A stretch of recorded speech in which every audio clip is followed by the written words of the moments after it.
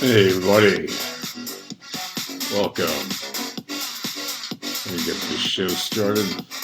Just about a minute, maybe less. Start to turn down the panic. Start turning up the opium. Times are interesting in the world of marketing, and crypto, and blockchain. So, yeah. Welcome all to another episode of Crypto Marketing Insights with me, Yasha Harari. And for those of you who are not aware, this is not a financial advice show. I am not a financial advisor. And I'm not giving you financial advice. I'm talking about marketing insights and how crypto and blockchain relates to marketing and how marketing relates to them, their impact on each other, and so on and so forth from a marketing perspective. And today's topic is really all about central casting, Bitcoin central casting, blockchain central casting. But before we get into that topic, folks, there's so much to cover. Well, we're just going to look at this from a broad picture and look at this market situation. We've got a Bitcoin dominance at 54.6%. For all those of you who thought Bitcoin's dominance was long gone, it is clearly rising again. Obviously, as there are more coins on the market, by definition, its dominance goes down a little bit at a time. However, as you can see, when the money moves back into what it considers to be the safer harbors of Bitcoin within the crypto sphere, we tend to see the dominance of Bitcoin rising, regardless of how many other altcoins there are. And that's, of course, because a lot of the altcoins are robotically programmed and to be tied to actions related to Bitcoin. Not only that, but Bitcoin itself is the leading cryptocurrency that other cryptos are pegged to, right? So, meaning if Bitcoin's price, goes up 10%, your pegged Bitcoin relative, if you will, for a stepchild cryptocurrency, will also go up some percentage by all likelihood, right? In all likelihood, unless some terrible thing happens to that crypto or whatever. But generally speaking, when they're pegged, they have very similar patterns, and you can see that very clearly as you go down the coins on crypto market cap and look and see what they show. It's very clear that the patterns are not completely independent of each other, right? And it doesn't really matter if it's wash trading or robotic, trading, just the quote unquote legitimate kind. It doesn't matter, right? The fact is it's happening, right? As long as it's happening, well, it is what it is. And so you have to cope with that as somebody who's marketing any kind of crypto or blockchain project. Because if you're marketing something that's being affected by bot trading or wash trading or any other kind of trading, you should be aware of what that means to your marketing, right? Campaigns, expenses, etc. Because if you have a $100 million volume, but it's really like a $10 million volume, and the other 90% is just a bunch of robots doing a bunch of wash work, right? Well, then you shouldn't be planning your campaign for a $100 million volume size market, right? You should be planning it for a $10 million size market. And that's very important to remember, because it's very easy to be led astray by a lot of numbers that look good on paper or on a screen. But when push comes to shove and you actually have to deliver on those big forecasts, if you hyperinflated your forecasts, you are likely going to suffer the consequences when you have to report the results, right? So There's an expression in sales, and it applies in marketing as well, which is always under promise and over deliver, right? And the reason you want to do that, and the reason you want to focus on that as a marketer, is because you always want the customer to be happy. So if you tell them that you can do X, but then you end up delivering, X plus Y or 2X or 3X or whatever calculus you want to use, um, you know, uh, you're going to end up having a happier customer because they're going to get essentially more than they bargained for in a good way, right? They're going to get better results than they were expecting, and that is something everybody likes.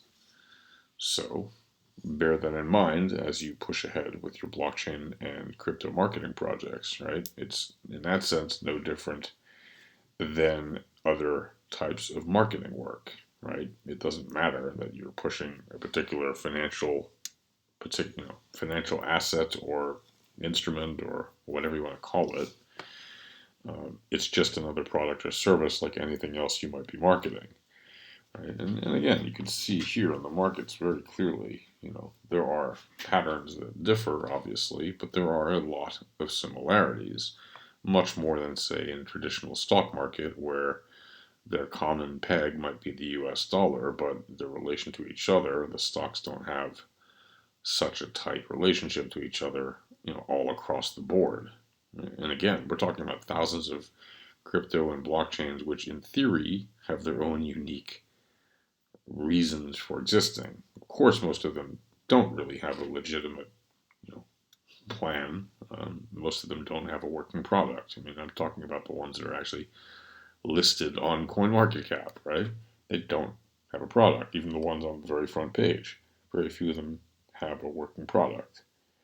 Um, so it's important to remember that this is a highly, highly speculative market. As wonderful as it is, we who are working in the annals of crypto to market it at the moment during this time between the bear and the bull run, right? This accumulation, whatever you want to call it, period.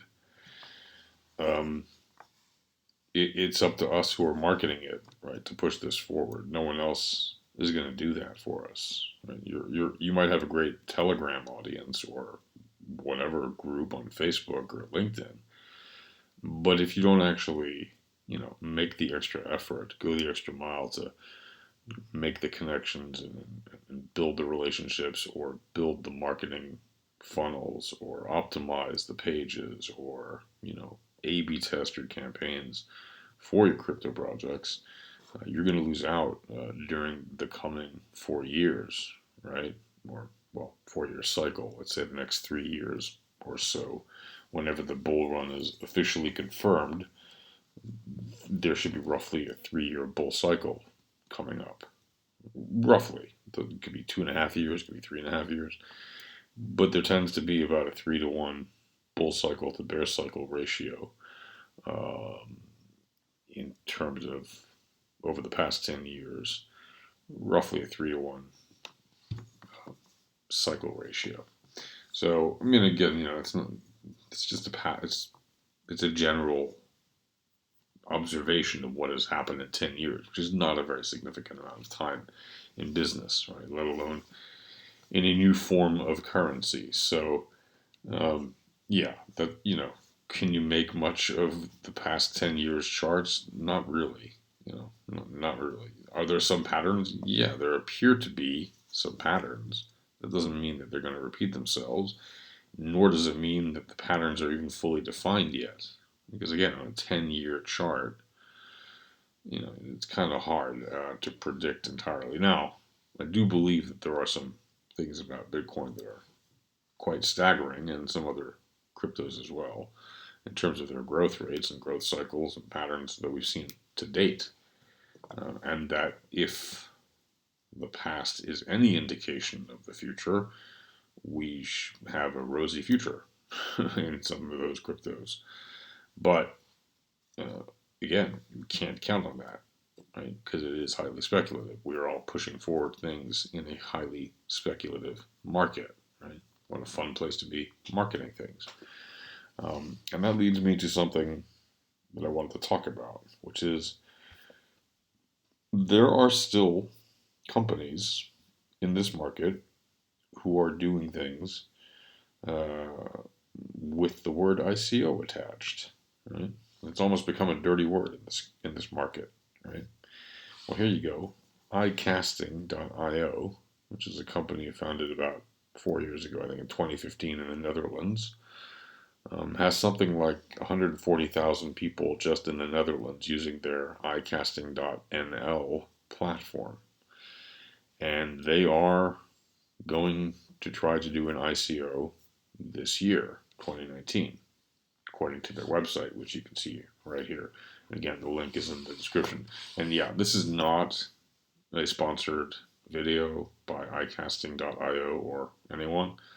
Um, if I ever do sponsored videos, I always make that eminently clear and all that stuff. This is just me reviewing a platform, a blockchain project, and giving you my review effectively about what I think. Okay, now having looked into this platform, um, I have to say that iCasting has a very interesting sounding proposition, right? And the idea is that you would essentially be able to put your talent profile, okay, in other words, your ability to, everything about your personal bio, your photo, your headshot, your cover shot, your videos, audition kind of material, information about, anything that might be useful for a casting director to know. And basically, you can put all that stuff on your blockchain profile. And then you can conduct transactions with directors and hiring talent agents and all that kind of stuff and earn tokens essentially for doing the work. So getting paid in their crypto token, which is convertible to other currencies. Um, so, and then the people who are posting the jobs can also earn tokens by posting the jobs actually, and by posting high quality jobs, etc. And I guess they pay some listing fee, but they also earn some tokens back for the more they post, the more they participate, etc.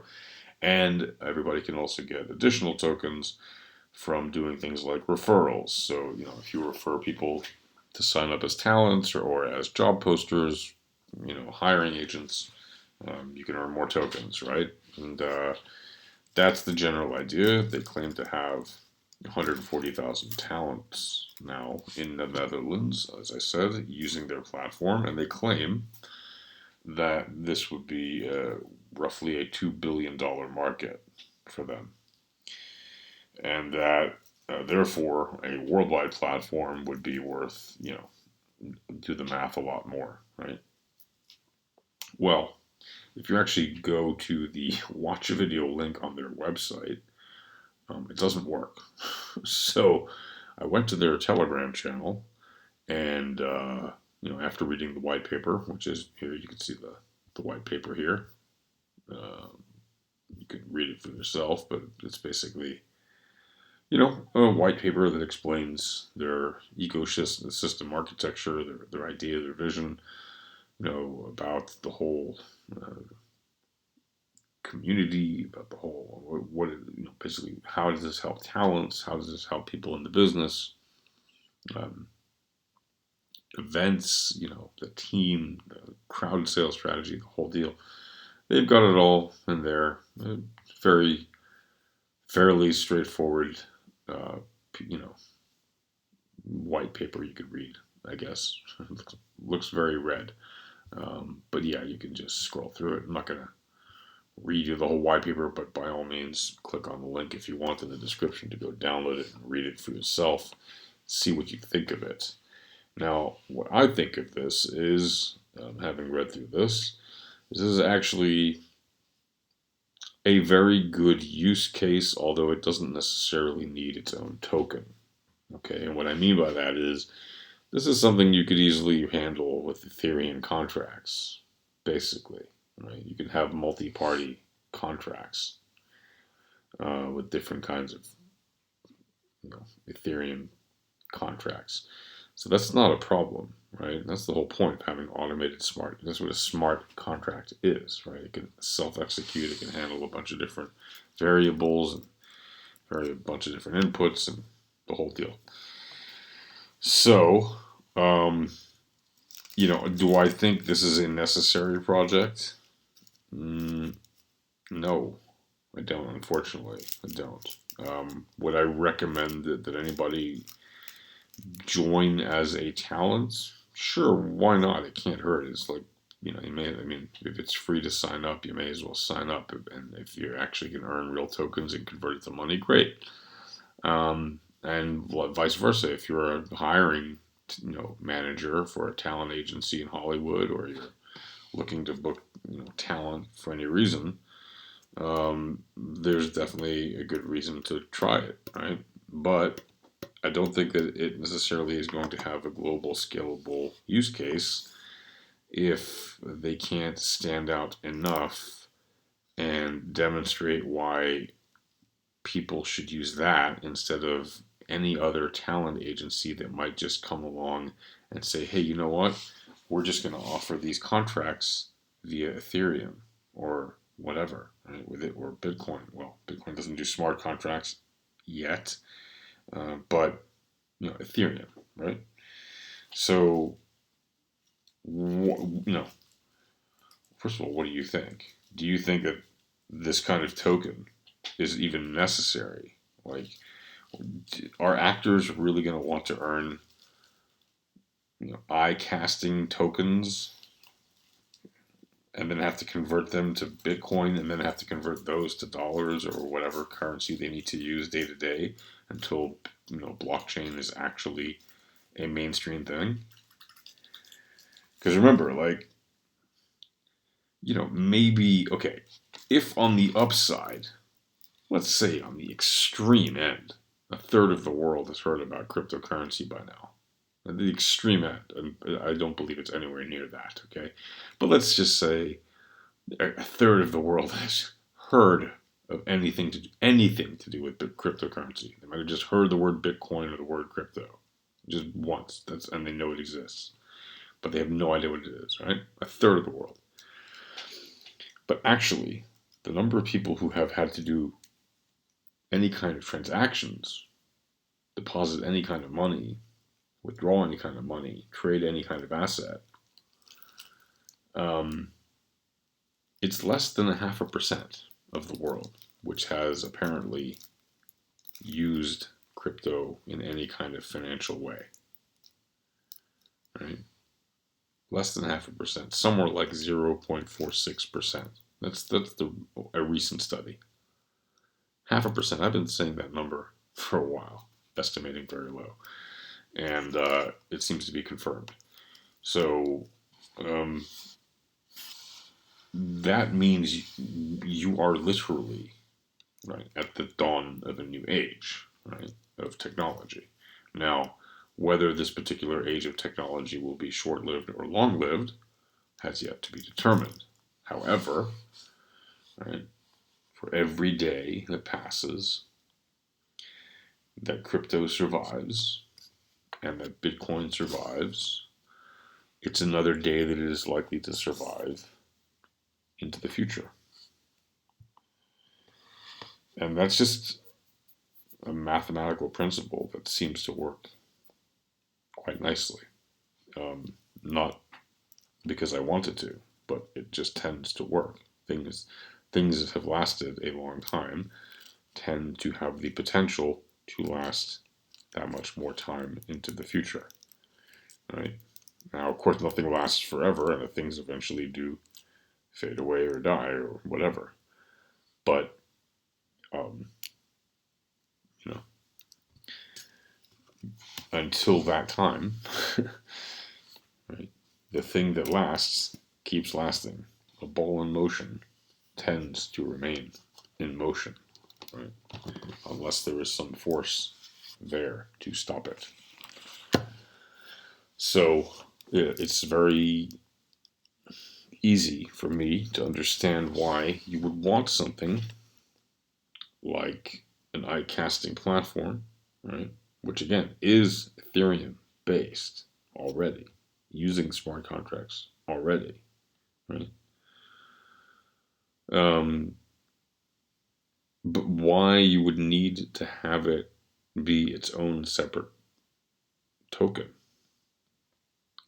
Uh, Again, I could see the reasons for it, but it doesn't mean it's necessarily going to have mass adoption. Now, while I say that, I also say don't discount the people who are making this. They are um, people with serious backgrounds, and they are a serious appearing company.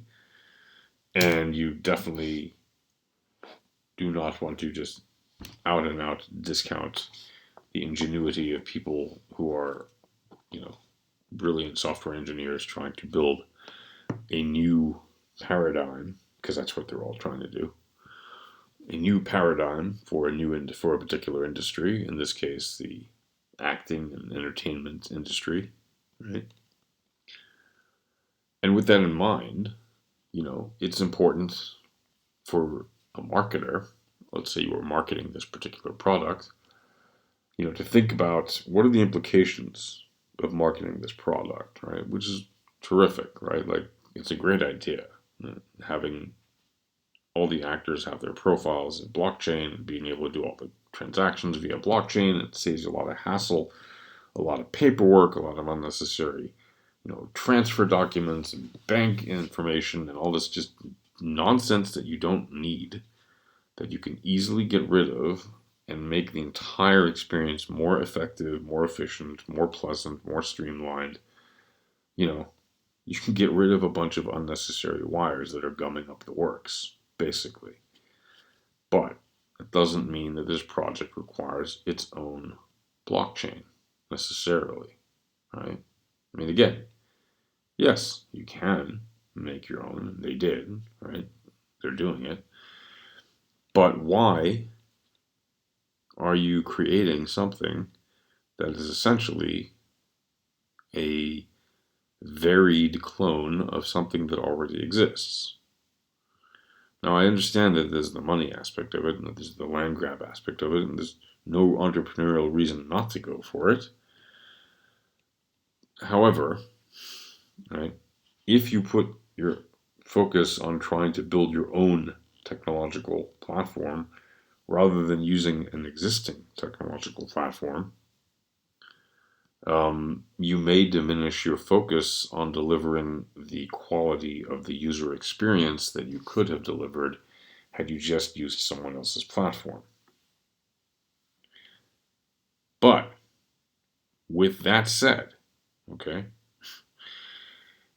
I would argue that it behooves every business to build their own technology where possible in a reasonable way, because you actually want to own your technology, or you want to have original control, whether or not it stays in your hands or you completely farm it out in a Satoshi Nakamoto kind of decentralized anonymous way. You want to have the ability to create your own technology. And the reason I say that is because there are too many companies that are using other people's off the shelf technology. And unfortunately, all too often, that technology falls short of what the customers actually want. If you want proof of that, look at what happened to Digitex. Right? Now, some people say Digitex, um, you know, had this blow up recently because of their CEO going on YouTube saying how their developers couldn't deliver what he wanted, and that's why, you know, uh, he was very upset, and he was going to get the next version to be exactly how he wanted, but that it would, of course, delay again the launch of their exchange. Right. Um, Meanwhile, um, their price tanked upon his message to the world about this information. Their price tanked 75%. Right? Like, I think it went up a few percent since then, but it got hit really hard within like minutes of his YouTube rant about why things are so bad. So again, and that that was an exchange that again was building their own token for no particular use other than to buy and sell it on their exchange.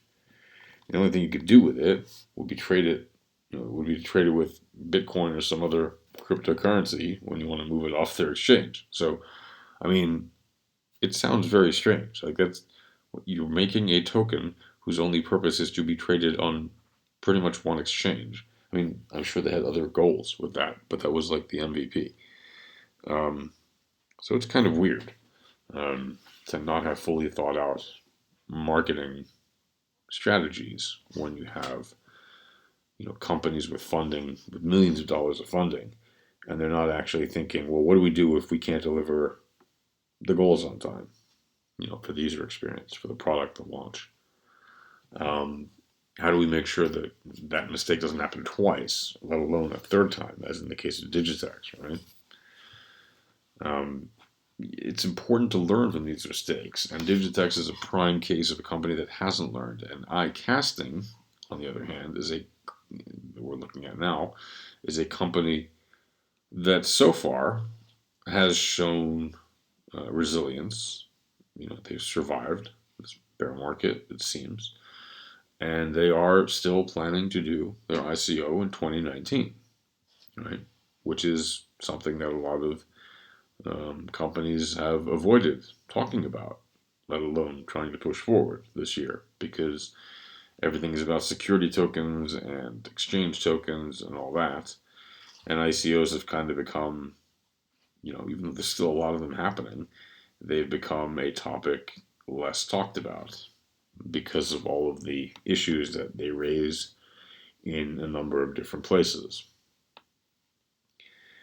However, um, you know, doing an ICO or planning one doesn't mean that they're going to have a successful one, because we've seen a lot of ICOs actually tank recently, not meet their goals at all.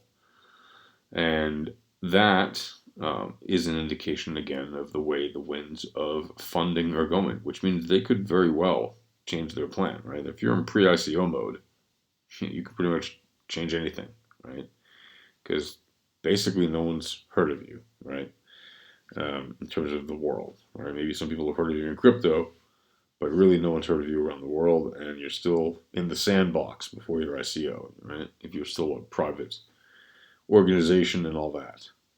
So, you know, you look at this project as a marketer from the point of view of does a business model that's based on this kind of structure, right, have the potential to grow, and the real probability of growing, given that it could be easily mimicked by another company in a way that would make this entire platform almost moot, right? Because you could easily have premium accounts, in-platform purchases, ad revenue, service fees, third-party integrations, partnerships. You could easily have all of that in an existing platform.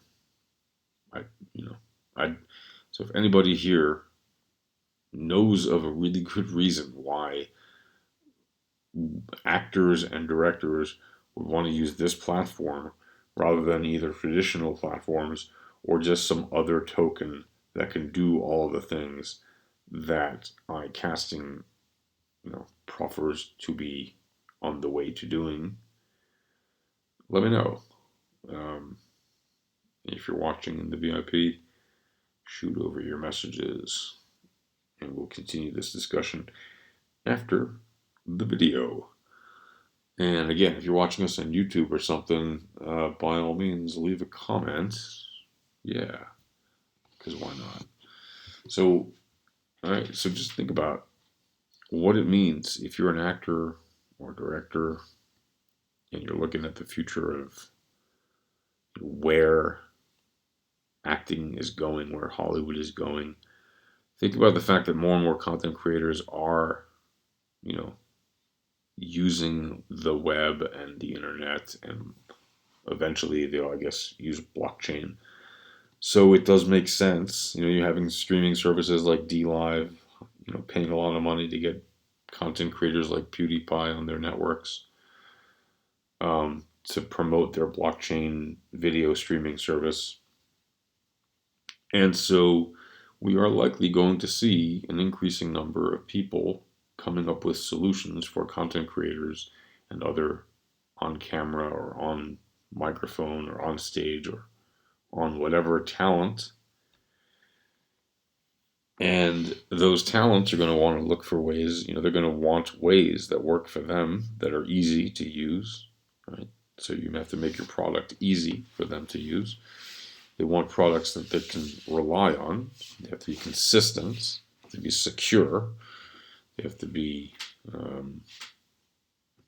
clear, so that they can understand what is exactly on offer and what's happening and what's going on and what things are worth. Because you're not dealing with a bunch of financial people, right? You're dealing with a bunch of theatrical, dramatic people, right? So it needs to be good for that, to keep that in mind. And on the business side, the other side of it, you've got the directors, you've got the casting agents, you've got the hiring managers, you've got the, whoever's involved in production, all the way up the ladder, right? The finance, the comptroller, everybody else. And all those people need to have their ability to make sure that the traditional strictures remain in place to make sure that nothing bad happens, right? But they can remove a lot of the unnecessary paperwork with the blockchain. So it does make sense to blockchain, if you will, the talent industry. Like, I totally see the reason for that. And if you look at who's behind this team, these are people with serious looking backgrounds, a lot of experience, in all kinds of different fields necessary to build a real team and to build a real product, right? And they've got definitely good qualifications for this kind of work, okay? But that doesn't make it a success, right? Your team doesn't make your company successful. It does, yes, of course, it's the people. But just because you have a great team on paper doesn't mean they're going to deliver something great. They have to actually do it. And they have to actually get adoption, right? Which is a lot of marketing. And, that's a very big challenge. So when your team is, I don't know, 10, 20 people, and you have 2 or 3 marketing people pushing forward the entire marketing effort effectively, right? It shows where the priorities are, and it's good to be at the early stage very focused on development, right? On product, on design, on all the technical aspects, because the number one thing you want to deliver is a great product. And then the number 2 thing you want to do with that is market and sell it, right? Otherwise, what have you done? So, are they putting together a good team? I think so, yes. I think they've definitely focused on the right priorities for this stage of their work, right? They need to scale it up, obviously, as they grow and grow their team and outsource to different services or whatever they have to do to grow to make sure that they can handle their growth if they intend to actually become a global utility for the talent industry. Because it's not that much of a obvious given that this will be something that people will do. There's a lot of people who will look at this and say, this is a complete waste of time. I'd rather just keep getting paid by dollars or whatever. And this may never take off. And by the time crypto is completely mainstream, there could easily be other solutions, right? Or people may just use a simple ERC20 contract and that's it. Or Ethereum contract and that's it. without having to use this particular platform and this particular token and all the conversion that involves and everything else. You know, that's the thing. A lot of people are inventing solutions for problems that don't exist. When you already have great solutions available at a fundamental level, with products like Ethereum, right, or even Bitcoin, right, you can do amazing things with both of those things already as they are.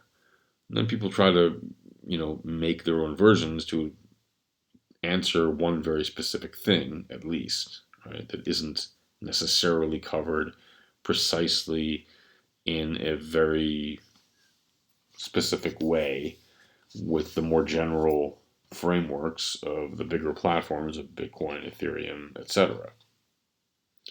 Well, you know, just because you think you have a specific need that has to be addressed, and just because you think that your market wants that to be addressed by you, does not mean you need to necessarily invent a whole technological platform or even clone an existing cryptocurrency just to make your own version of it.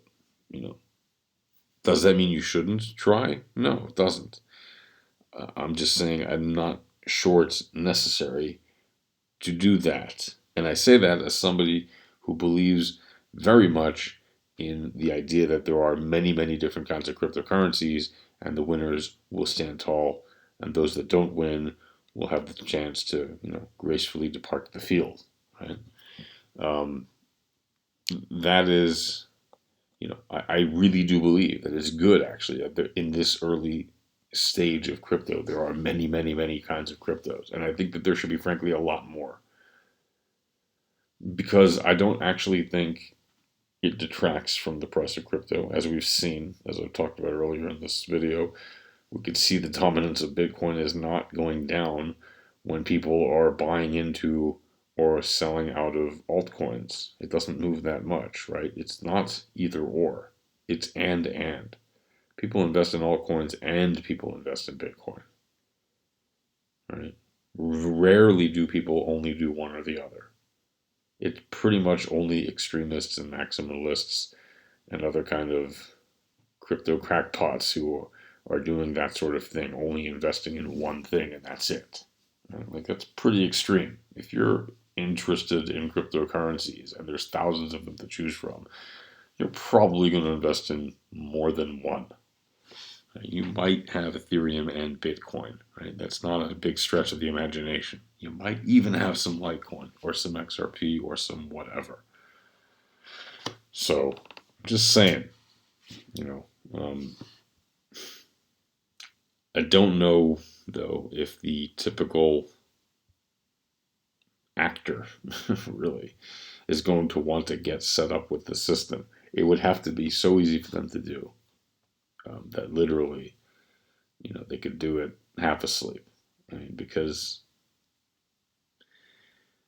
um, why would people who are not necessarily interested in technology and financial instruments, why would they want to set themselves up with such a complicated thing, when they could just as easily use an equally or lesser complicated thing that already exists and has a more well-known, more established brand name, etc., etc.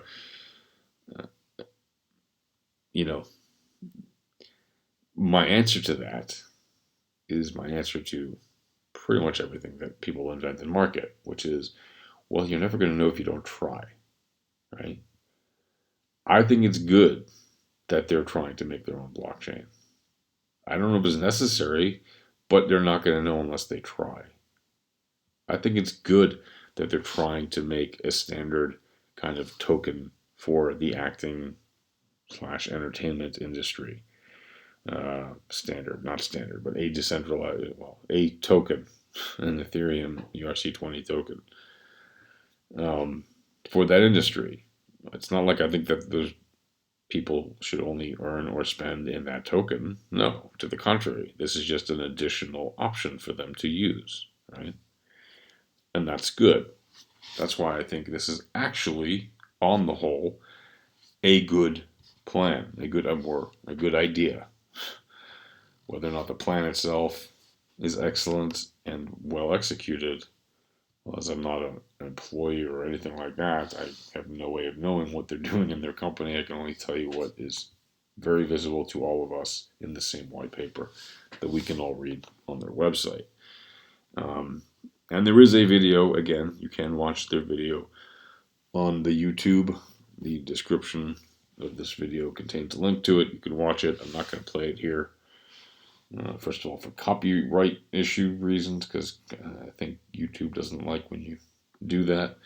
And also because there's just no need. It's like basically, it's kind of a 3-minute explainer about how they have their network work. If you really want to watch that, please go watch that on their channel.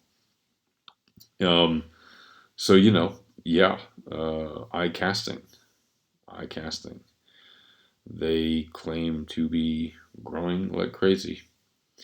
And it might very well be where the future actors of the world go to buy and sell their, acting talent services and other things.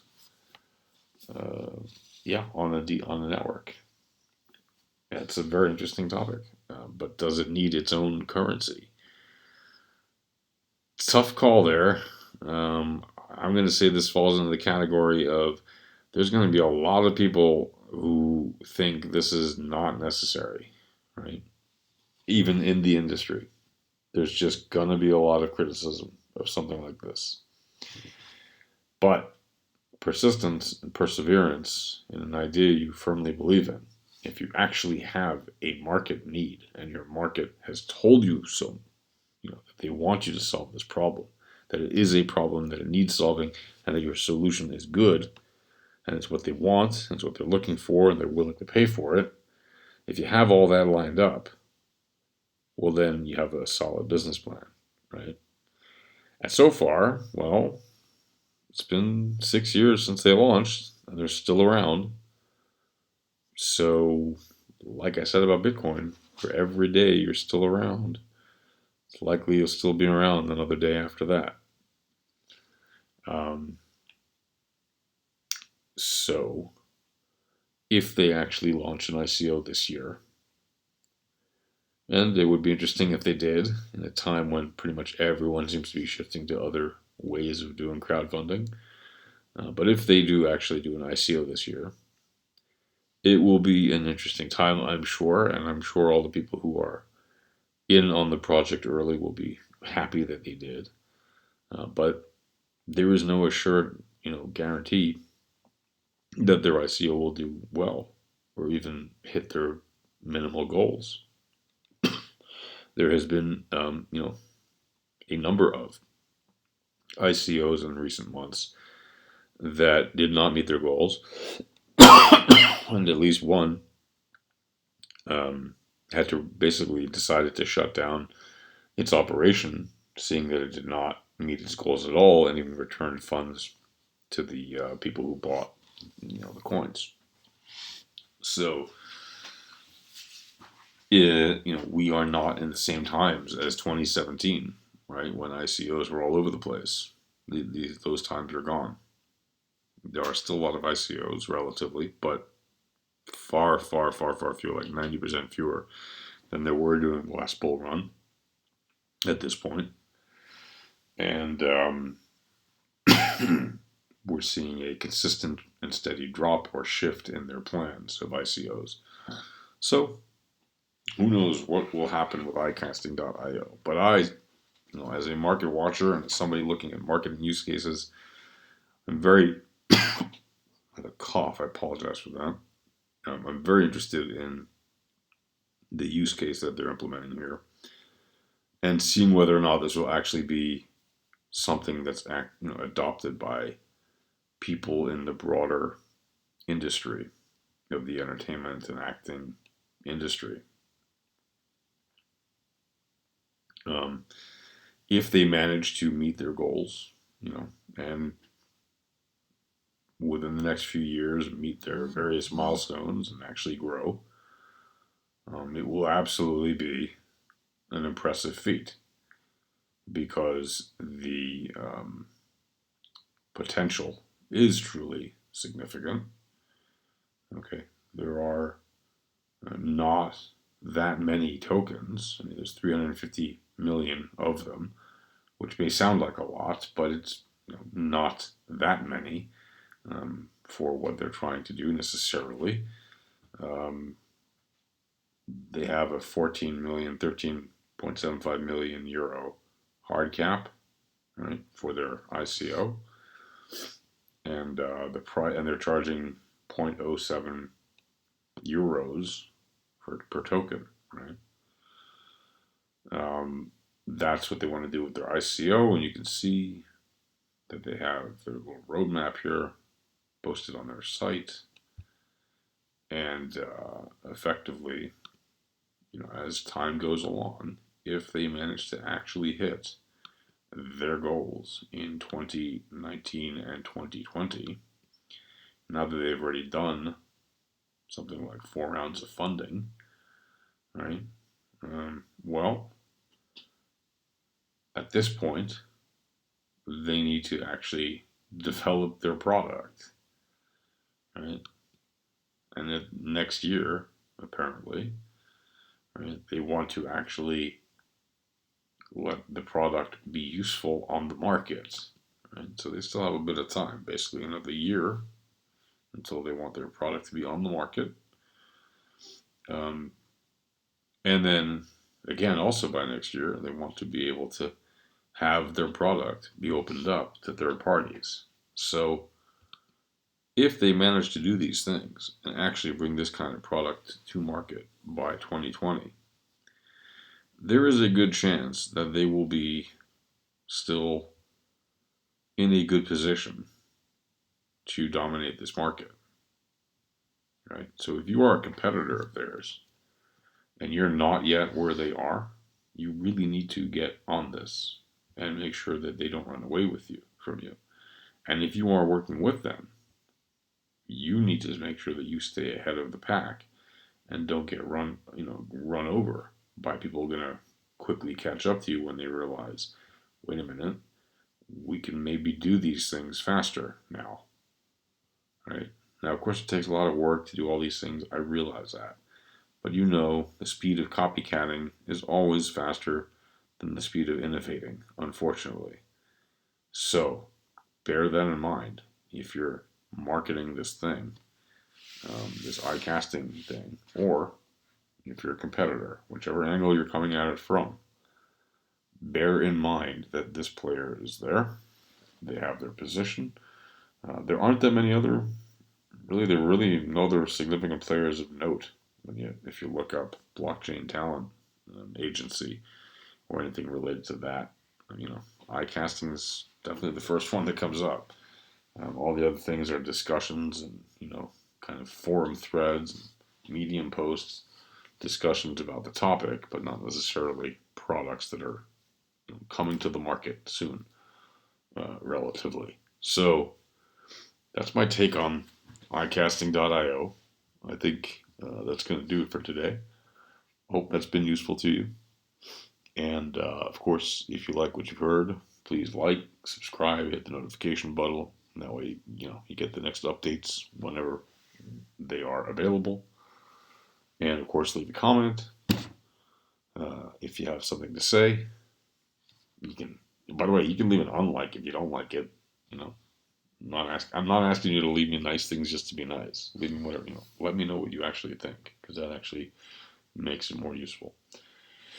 But yeah, for everybody else watching us in the private room, thank you very much. We will continue this discussion with you later on. And that's going to do it for this YouTube session.